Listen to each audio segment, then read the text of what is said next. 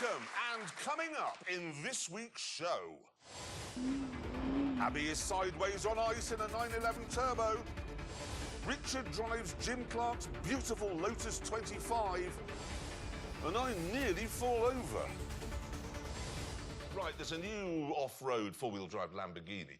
It's called the Urus, and to find out if it's any good, I took the Grand Tour to Sweden, armed with some questions.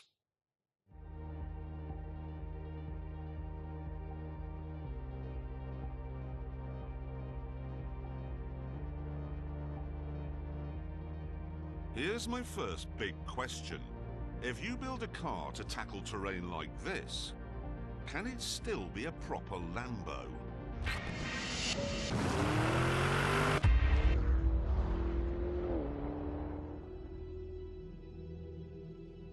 Well, the Urus certainly looks like a jacked-up supercar. With its swivel-eyed styling, it appears to be every inch a Lamborghini.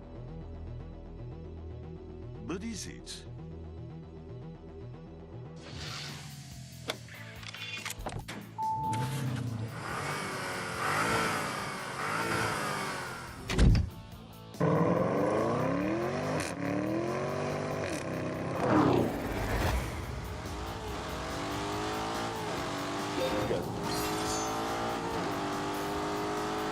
Turbochargers may be a little bit annoying on the road, but here they're giving with a low down torque that I need to get up this hill.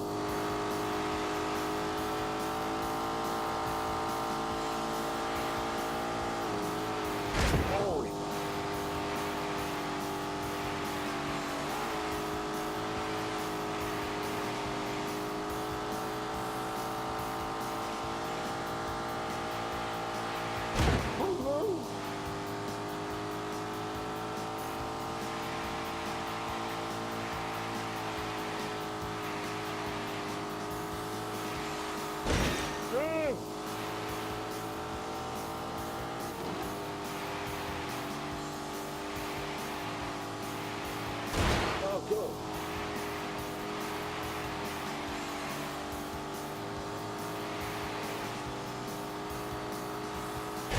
Oops.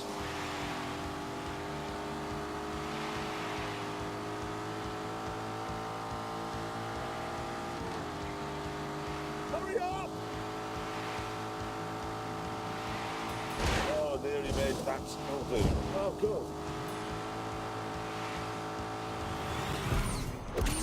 This is the first Lamborghini to use turbocharging and the first to have an automatic gearbox. And what that combination means is there's a very slight and rather un-Lamborghini-ish gap between putting your foot down and it getting going. And when it does get going, there are no screaming histrionics. Sure, there's a bit of popping and banging from the back. But you can't hear that inside, where everything is muted and refined. I can see the Pope in one of these.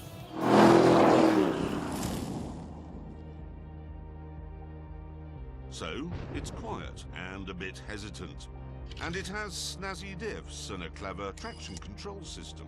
And the biggest carbon brakes ever fitted to a road car. So it's safe as well. However, there's no getting around the fact that I'm currently driving on snow and ice in a car that has 641 horsepower rampaging around underneath its bonnet. Which means that actually, it's not that safe at all.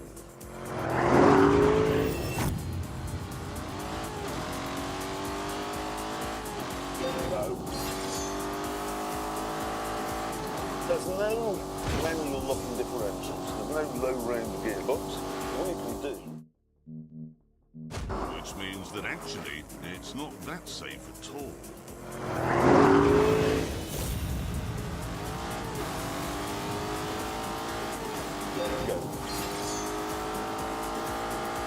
There's no manual locking differentials, there's no low-range gearbox. All you can do is fire it up and then put the drive system into snow mode. carefully.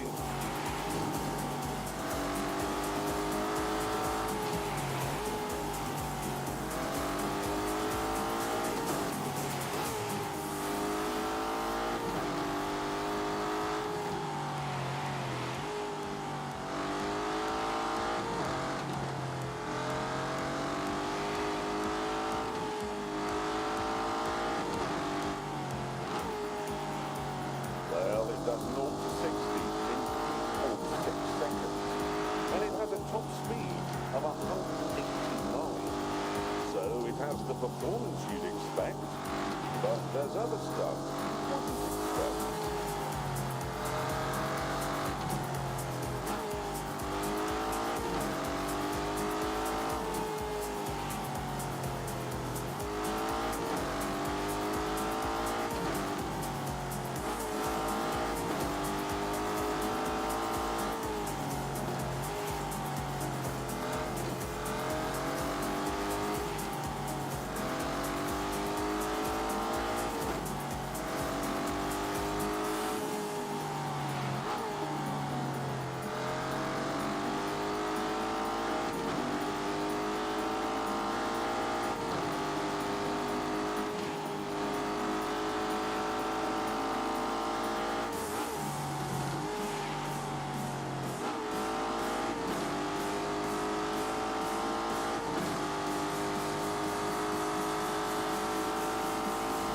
This car then, it sits right at the moment where excitement stops and terror begins. That is Lambo land, that is. Shit.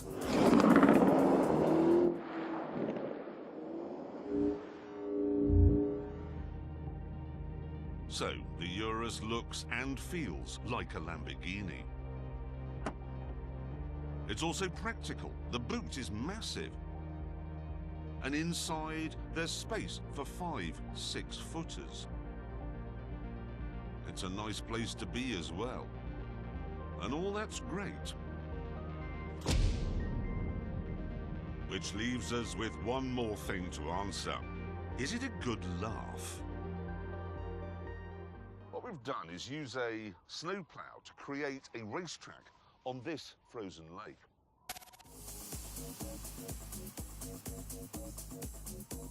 And this is what we have planned. I'm going to try and overtake this, a four-wheel drive Porsche 911 Turbo, which is being driven by the Grand Tour's racing driver, Abby Eaton. Have you seen this crack? I hadn't noticed that before. Look at the state of this. You're the heavier car, aren't you?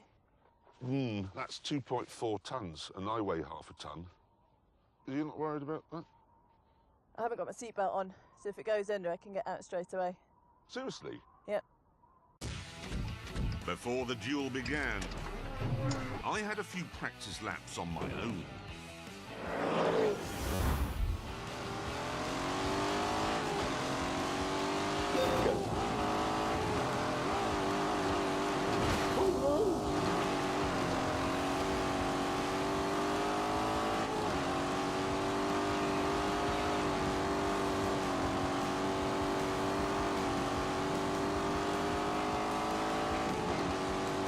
Very quickly here.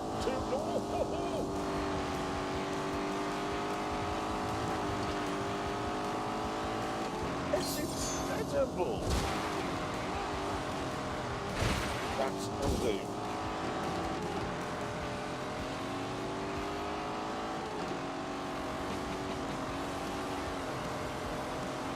That's it. Keep going. Keep going.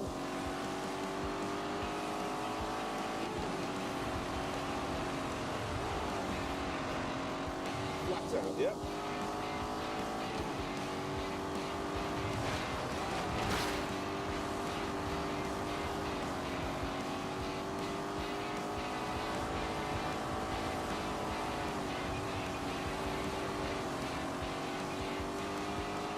It is quite scary through here.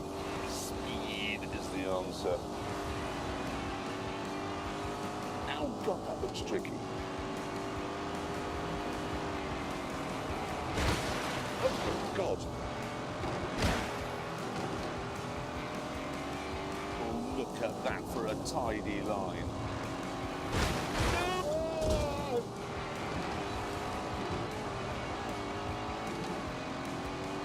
Oh, look at that for a tidy line.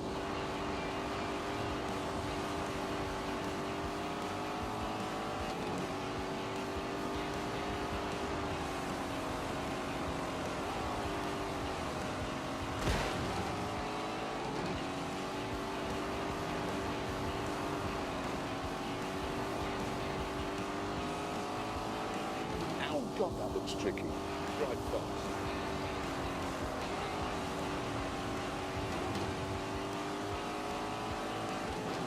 Yes! It may not be able to get as far up a ski slope as a Range Rover, but for doing this, it's better.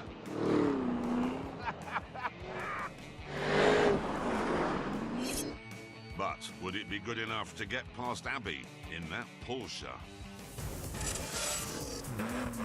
There she is. There she is.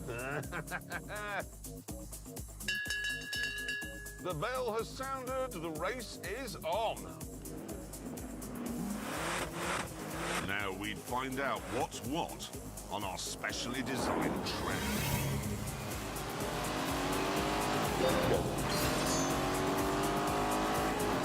To make this car, Lambo's engineers had a good plunge in Volkswagen's past code. So the engine, a V8, is from the rear axle and air suspension is from a Bentley Bentayga.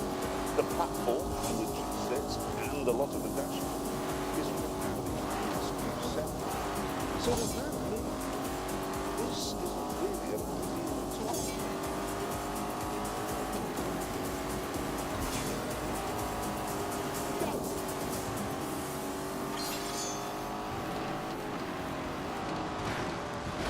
For God's sake.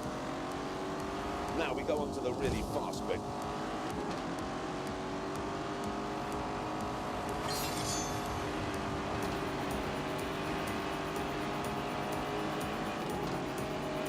God! That is my foot into the floor!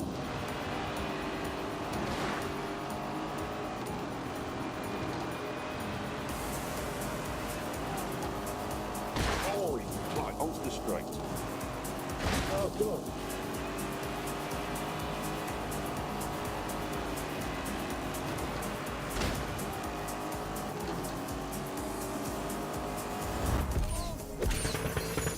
Come on, you can have her!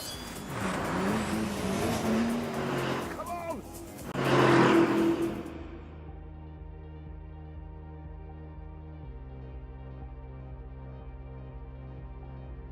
For lap after lap, the big, heavy Urus clawed at the rear end of the 911 Turbo. Oh, God! Really? No! But eventually, I had to admit defeat. I can't get past that 911, and that's just an end of it. But I can keep up. And in an off-road car, that is fairly astonishing. It really is.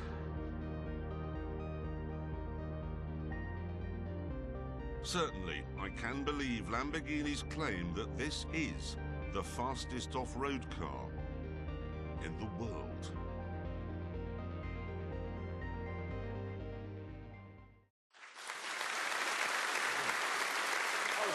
Fun, yeah, nice day out. I got paid for that. That was your job. It was work. Doing that is my work. It probably won't be the fastest off-road car in the world for very long, though, because both Aston Martin and Ferrari have got big SUVs coming out this year. Yeah, whatever. Thing is, could you really tell people that you have a Urus? Because it sounds like a minor alien out of Star Trek. Yeah. But it does work as a Lamborghini. Yeah. But no. Well, this is excellent consumer advice. Yeah, I'm it's glad we- very clear, very clear. The thing is, after I made that film, which was quite good fun, I came home and I thought, the trouble is, it could do with being a bit more Aventador-ish. It could do with being a bit more mad. Are you saying you changed your mind? Yes. Oh, great. So Prime Minister Clarkson returns from the summit. I've declared war. But on the plane home, I had another think about it, and I'm not so sure now. I've changed my mind. Exactly, that's what I've done. Good. Well, since we're in such a sensible frame of mind, I'd like to move things on now with a brief history lesson.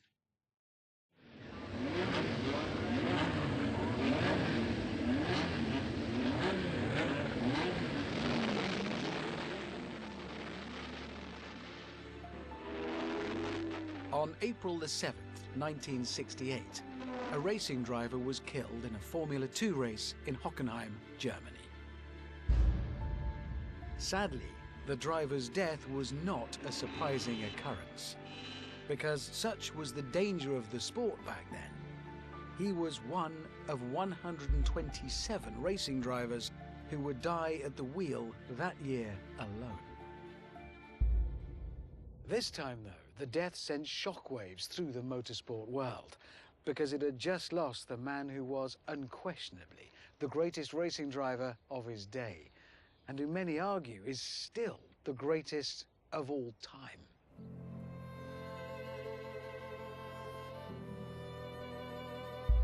Jim Clark has died in an accident during a Formula 2 race in West Germany. It was a terrible shock to everybody. It really knocked us all back. If there was anybody who was not going to have a fatal accident, it was Jim Clark, because he drove in such a way that he just didn't do the mistakes that other drivers did. In California, a radio station broadcaster announcing the news of Clark's death asked his listeners to turn on their headlights as a mark of respect, and the freeways lit up.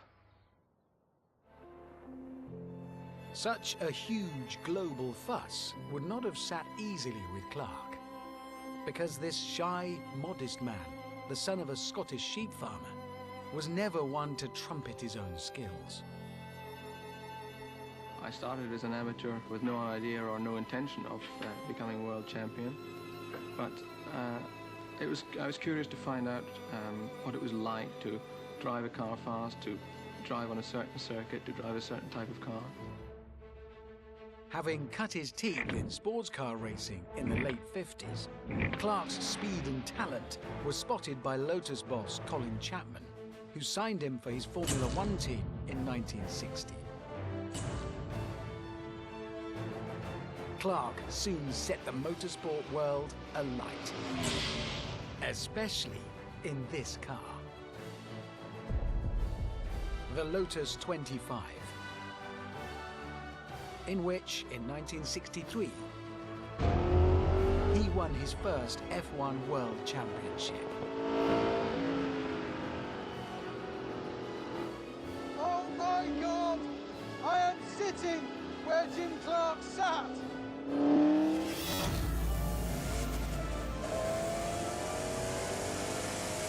Go!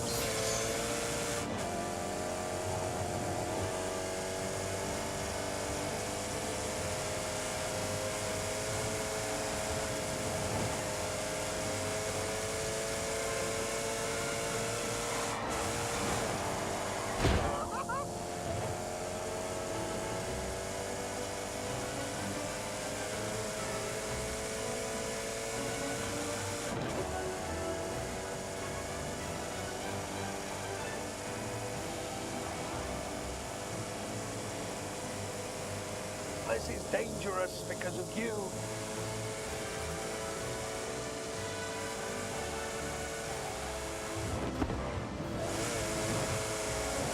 Now this bit is really scary.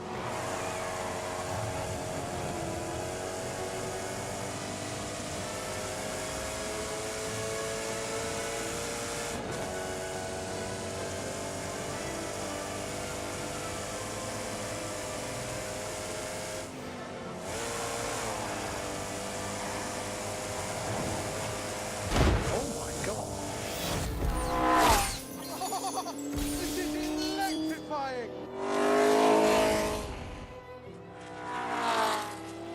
These were not powerful cars. They only made 210 brake horsepower for 1.5 litres, but they were still good for 180 miles an hour. Oh! thanks to its revolutionary monocoque chassis, the 25 was stiffer and lighter than any other F1 car, which meant it wasn't just fast on the straights, but quicker through the corners too.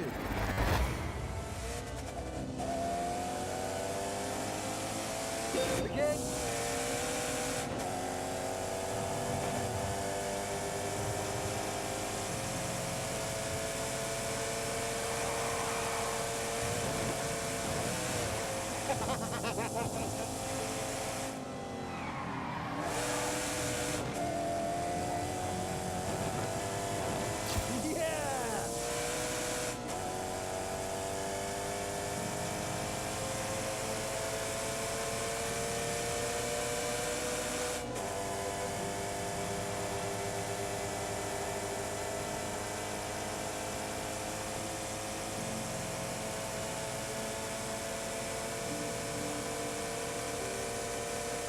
Are you ready?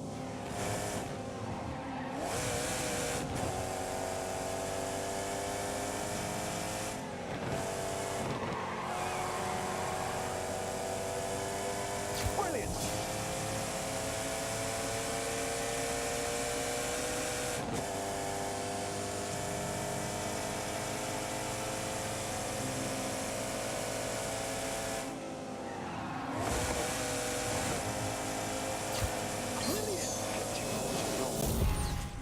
And in the 1963 season, Clark used it to win a record 7 out of the 10 Grand Prix.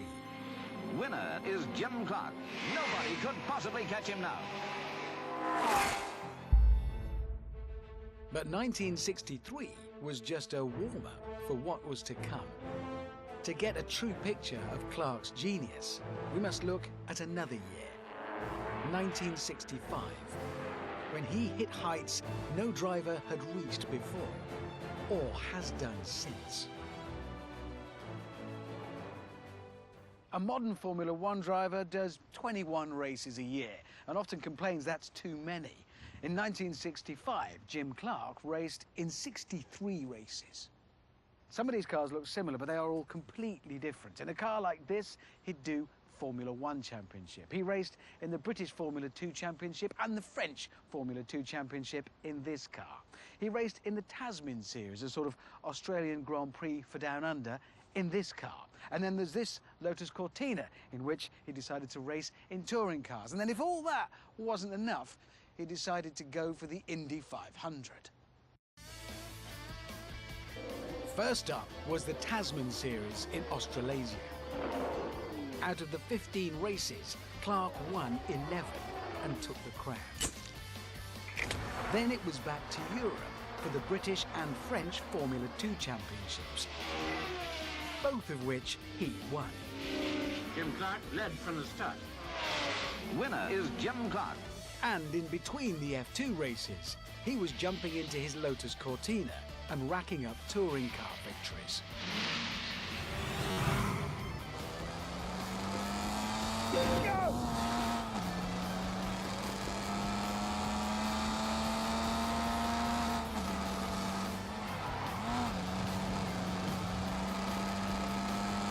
Gotta keep the pressure on. Time to play.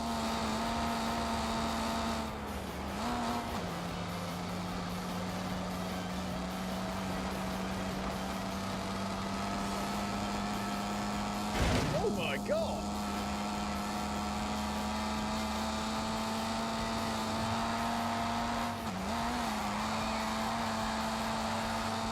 Plenty of power, this is good.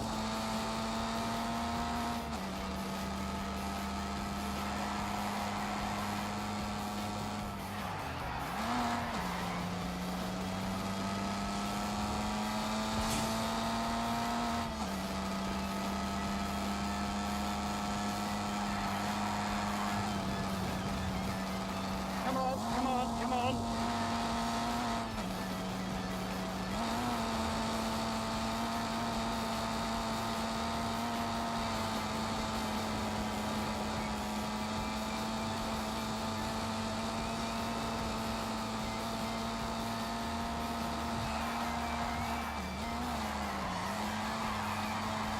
Thank you.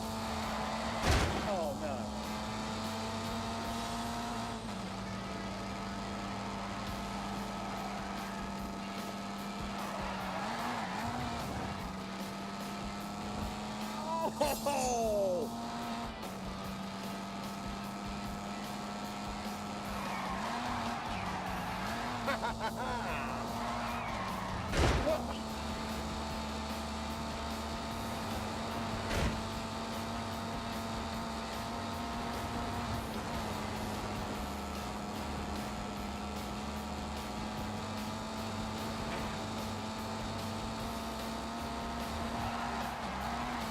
Give it everything you've got.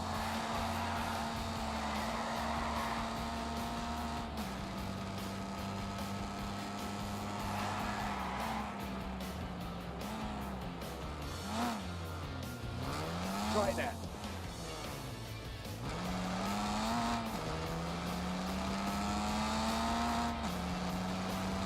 And on top of all that, there was America. The Indianapolis 500 has been called the greatest spectacle in racing. America's most prestigious race would be a tough challenge. Oval racing at higher average speeds than he was used to against seasoned Indy veterans. For the Indy 500, Clark raced a specially developed Lotus producing just shy of 500 horsepower. However, although he already had a Formula One world title to his name, the Scotsman's CV cut no ice with the sniffy Indy officials, who made the upstart from across the pond take a rookie driving test before he could compete. We're off.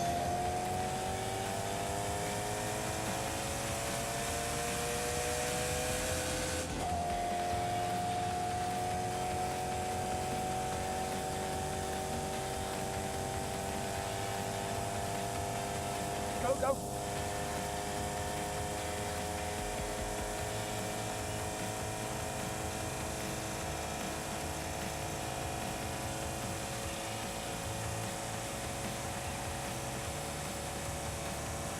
Keep going.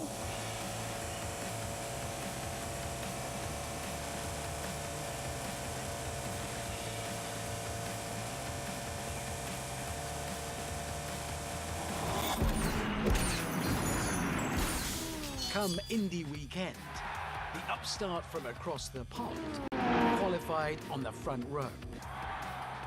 And then, in the race itself, Clark, up against America's finest oval racers, won by just over 2 minutes.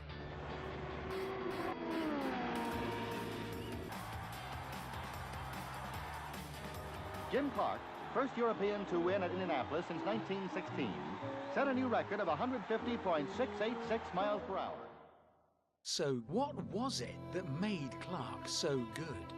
What was it that made him capable of winning in any type of car? Jimmy was an absolute natural driver, and he did it without thinking. He didn't know why he was driving in this style the way he did. In the period that we're talking about, we had 1.5 litre cars, 200 horsepower. If you drove the car too hard, you would scrub the speed off. And if you lose a bit of speed, it's very difficult to actually make it up again. And that's what Jimmy had the knack of, keeping the momentum of the car going. I don't think that any of the modern drivers could have driven the car anywhere near as quickly as Jimmy did, because he was just so precise.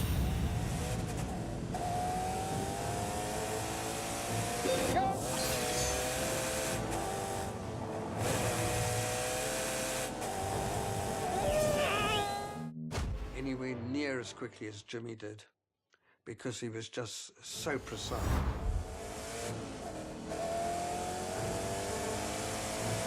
Go, go, go. Anywhere near as quickly as Jimmy did, because he was just so precise.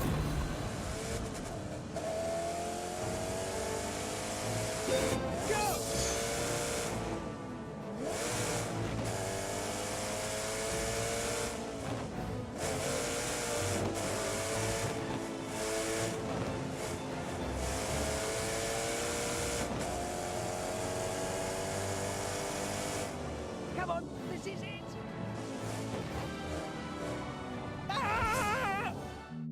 Anywhere near as quickly as Jimmy did, because he was just so precise.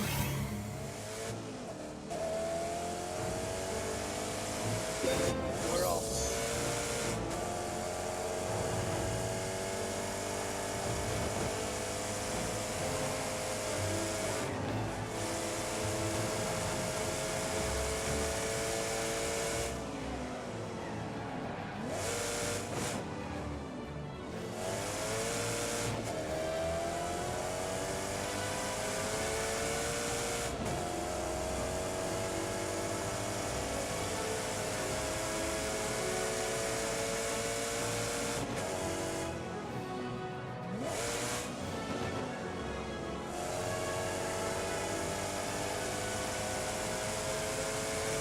Right, we're all set.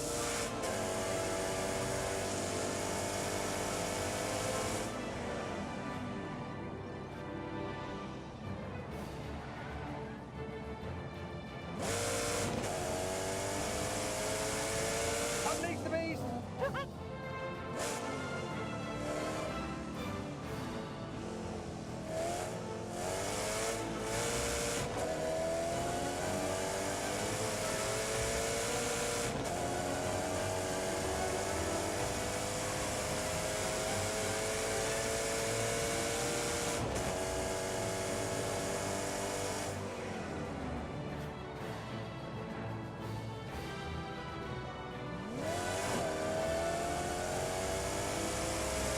Go, go, go!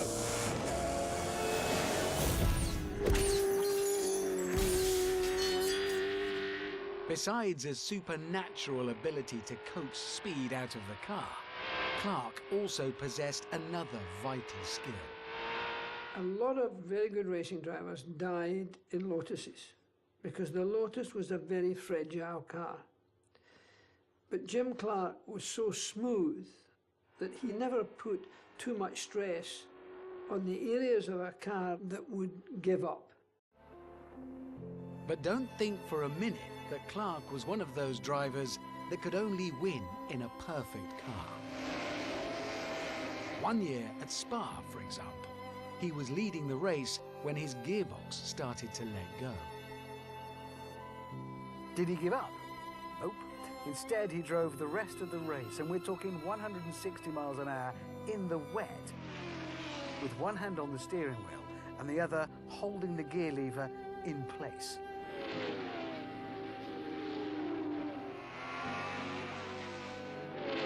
And he still won. By nearly 5 minutes.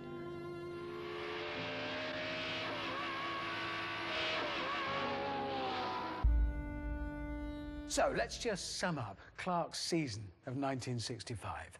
Of the 63 races he contested, he won a staggering 31 of them and was on the podium a further 8 times. He was now seen as the greatest racing driver of all time, in demand the world over. Yet this shy Scotsman chose to mark the year's achievements with a modest celebration at his hometown back in Scotland.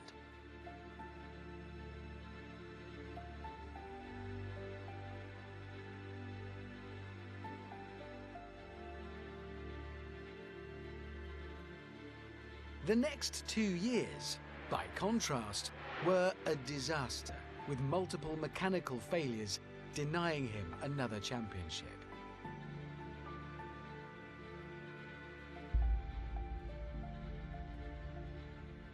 However, in 1968, driving the Lotus 49, another game-changer from Colin Chapman, Clark took the first win of the year in South Africa and looked set for another dominant season. Congratulations, Jim. This is an absolutely splendid effort. Okay, thank you very much. And then, on the weekend of April the 7th, Clark had a choice of 2 races he could compete in. One at Brands Hatch, the other a Formula 2 race at Hockenheim. Fatefully, he entered the German race.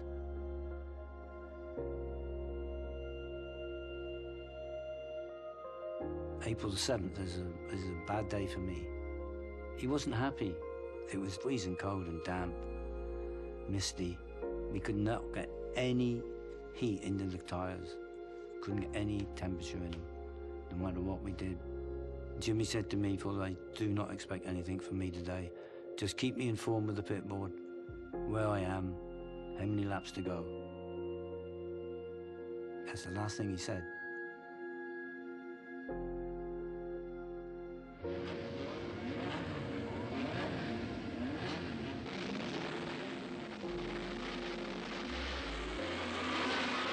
On lap 5, Clark's car suddenly speared off the track at 170 miles an hour. When he died, he was just 32. But in his short career, he had racked up some truly incredible achievements. In Formula One, he won 25 of his 73 races, which in percentage terms puts him way ahead of Hamilton, Vettel and even Schumacher. In pole positions, he had 33, which again in percentage terms makes him second best of all time, just behind Fangio.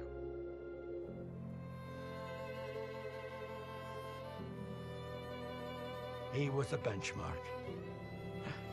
That was it. Most of what I was able to do in motor racing was done by the manner in which Jim Clark drove, and I just followed him. He was a gentleman. He was a gentleman and a gentleman.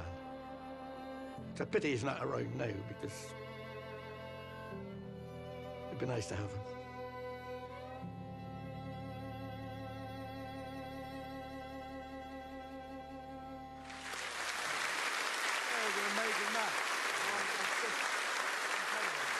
All of that's amazing. What I find truly amazing is how many championships he took part in. I mean, can you imagine Lewis Hamilton getting out of his Formula One car and saying, "I haven't got time for any interviews because I've got to go off and do a touring car race"? Exactly. Just wouldn't. And he did. The other thing that's worth remembering is back in the early 60s, if you went to Australia, if you flew to Australia, that meant 8 stops. Yeah. And there were no flatbed, there weren't even any movies. Yeah, and let's not forget, he'd get off that aeroplane, do a race, win it, obviously, then get on another aeroplane straight away to France to win a race there. No, it is astonishing. I mean, everybody has a favourite racing driver. I'm sure everybody here does as well. It's, you know, it's the Senna, Schumacher, Villeneuve, Romain Grosjean, Fangio. But if you use maths to measure a driver's greatness, you have to conclude it was Jim Clark. Good night.